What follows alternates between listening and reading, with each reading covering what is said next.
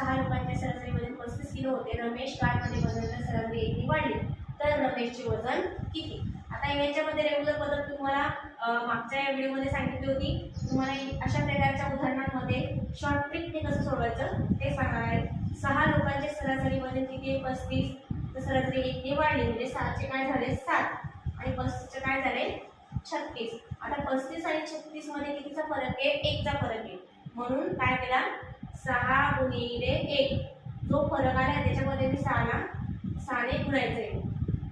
6 1 6. या 36 मध्ये 6 मिळवला किती झाले? 42. म्हणजे रमेशचे वजन किती आहे? 42 किलो. Option number. ही ट्रिक फक्त अशा प्रकारच्या उदाहरणांमध्ये लागू होईल. बाकी तुम्ही रेग्युलर मेथडने सोडू शकता.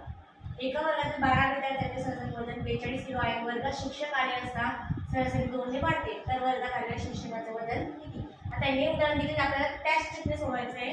ते काय सांगितलंय? 12 विद्यार्थ्यांचे सरासरी वजन किती आहे? 42. तर त्याच्यामध्ये शिक्षक आले असता, शिक्षक म्हणजे 1 वाढले म्हणून ते काय झाले? शिक्षक 1 वाढले म्हणून तिथे काय झाले? 13 आणि सरासरी 2 ने वाढते म्हणजे 42 चं काय होईल?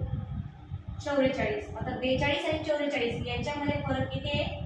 2 चा फरक आहे. म्हणून काय केलं आता मी 12 गुणिले 2 केलं. 12 गुणिले 2 12 दुणे 24. 4 4 8 आणि 4 2 6. 68. Option number 1.